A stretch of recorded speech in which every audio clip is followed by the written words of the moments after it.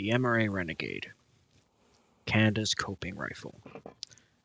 That's what I called this rifle when I made my overview video of it. Now, if you want to go check out the overview of what this rifle is, I would recommend you go watch that. This video is more of a review, more of should you buy this, or maybe you're wondering why anyone would buy this, and is it a good rifle? TLDR, or I guess TLDW in this case, is yes, it's a good rifle. If you already know everything about it, I would recommend getting this rifle, specifically the Mark II version. I'll get into why in the video. But yes, it is a good rifle, and it is worth buying. Okay, so who would buy this rifle? Get that out of the way first. I think the person that would buy this rifle is someone who is one of three people. One, you're a hunter, and you want to have a short and light firearm. This rifle, as I configured it with a faux suppressor, is a 15-inch barrel. Is equivalent of a 15-inch barrel. But if you did not have this on, you just had the 12.5-inch barrel, that is an incredibly light rifle. And in Canada, it's non-restricted, which is a major advantage because you can have a short, light firearm for taking out hunting. You can get this thing in a bunch of different calibers, right? In 5.56, decent. I'm not a hunter, so if you're a hunter, you can correct me. But 5.56 is decent for some things, like coyotes and stuff. But maybe you want a more powerful cartridge. Maybe you want 7.62 by 39. Maybe you want 300 blackout. You can get that in those calibers in this rifle too, and I think that would be perfect for hunting. Now, who are the other people who would buy this? The other people would be essentially sport shooters and people that are looking to buy the receiver set for a gun they already have. Now, for the people that are looking to get the receiver, because this can take a whole bunch of AR parts, if they have an AR-15 that was previously banned, they're going to want this, right? They can just drop in all the parts, use their parts, so they don't have to waste anything, and then hopefully when ARs get unbanned, they can put them back on their AR. Now, the other people, sport shooters, if you, let's say you have $1,500 to kit out one of these rifles, or to kit out a rifle. Right now, under the current political circumstances in Canada, buying a WK-180 is potentially not a smart financial decision. They are on the list to be banned in the proposed G4, G46 amendments. Now, those amendments have seen roadblocks, and it's likely they're not going to pass as is. But so long as this current Liberal government is in place, it is very likely that the 180s will be banned, even if it's just an order in council like it was done last time, specifically looking at the 180s, even if it's just the 180s in that area. So there is a high likelihood of these things, of 180s being banned, and so maybe you can't afford to lose $1,500 on a rifle. Now, you can put a lot of the 180 parts on this, but not everything. So in that case, you're like, all right, maybe I'll buy this rifle for sport shooting use, and then if and when ARs get unbanned, I can just take all the parts off and put it onto an AR receiver. Essentially the opposite of the guy who's just buying the Renegade receiver. And in that instance, I think this is a great gun. It emulates very closely a lot of the controls of the AR platform, and it takes a lot of AR parts, which is like perfect for what someone like that is looking for.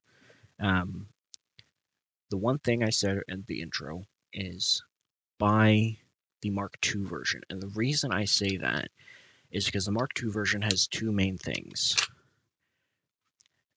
Now, here I'll show clear. Now, the Mark II version has two main things, two main advantages. The first one, and it's major, and I've considered switching this rifle out for the Mark II version just for this, and that's the bolt catch. You get an AR style bolt catch on that rifle. On this rifle, you do not. If you want to hold the bolt back, the only way to do that is to insert a mag, and the bolt will sit on the mag, the back of the mag. And it's fine, as you'll see in the videos in this video. It's just not ideal. It's not a deal breaker, which is why I haven't switched out this rifle for a Mark II yet. But it is something to note. The other thing that the Mark II does is it has different cuts in the magwell for, I believe, BCL, proprietary BCL magazines, which means you can use manual action magazines, which means you have no mag limit. Right now, because these things take Stenag mags, they're all pinned to 5. And that's going to stay like that. Even if the amendments go through, if anyone was wondering, if the amendments go through as they're worded, because Stenag mags are part of a family of firearms that doesn't have a mag limit, these would still be prohibited. Even though you can't use these in anything anymore, presumably, except manual action arms, they would still be prohibited because the actual magazine itself is prohibited from holding more than 5 rounds.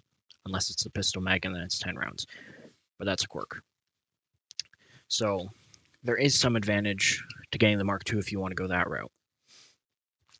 It will also take the Stenag. The Mark II will take Stenag and the proprietary. It's just an extra cut, I believe, inside the magwell. Now, here I'll show the accuracy portion of the range day that I had.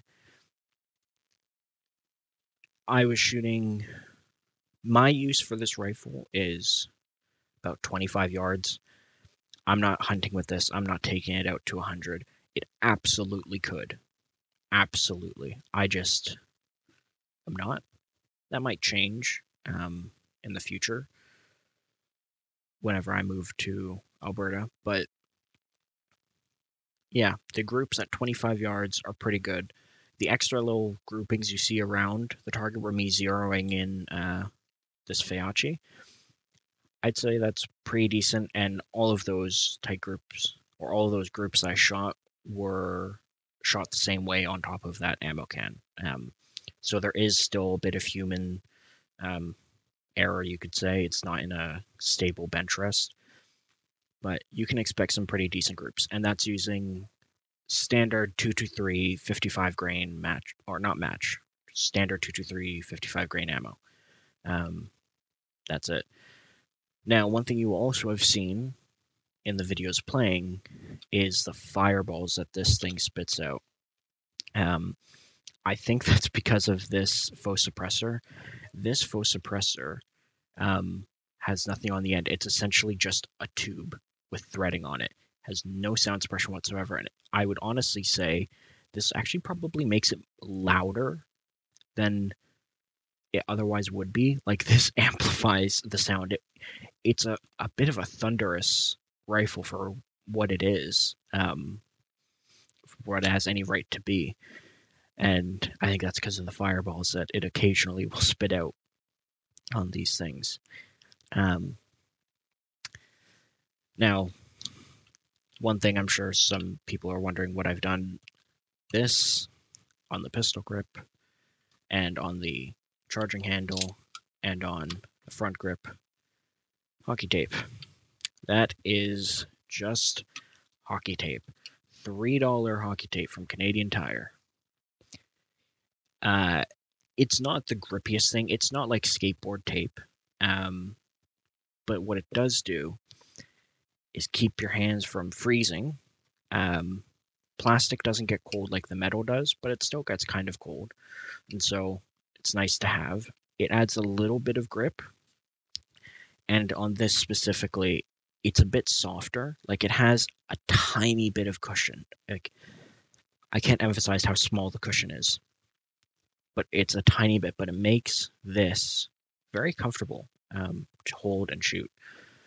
So yeah, the one thing I will say that I think is a necessary upgrade is the trigger. In a semi-auto rifle like I have in my 180, 181, the mil spec, 6.5 to 8 pound trigger is fine. Single stage trigger is fine. In a bolt gun, right, where the reset doesn't really matter, I really felt like I needed to upgrade the trigger, which is why I did. This is a Trigger Tech. It's a 3.5 pound one. I can't remember the name of it, but it's a 3.5 pound one. I really, really would recommend upgrading the trigger. Having that trigger is super light. Like, I mean, just look at how that's all the take up you get. And then break. Super, super, super crisp. I could literally do it with my pinky. It is super crisp, allows for very accurate shots, especially if you are shooting out past 100 on one of these things. I would say this is 1,000% a must. I don't know how you could use the standard trigger that's in here, even if it's not Trigger Tech trigger, like some kind of light trigger in this thing. Absolute, absolute, absolute must. And besides that, rifle's pretty good on its own. I changed out the grip. The MOEK was too small for my hands, but that's a personal preference thing. The Magpul stock, again, that's personal preference. I really like these. Maybe you like the M4 style stocks. Maybe you like other Magpul stocks. Maybe you like something else. Again, grip, this is all preference.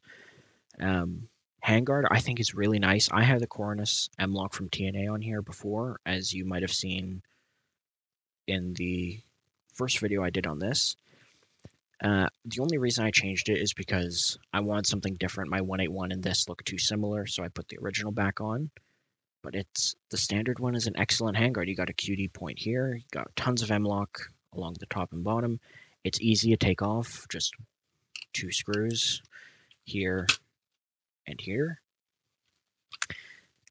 The muzzle device, it comes with a standard bird cage flash hider. I would recommend that too. If you want to just use that. I want a faux suppressor to look at it.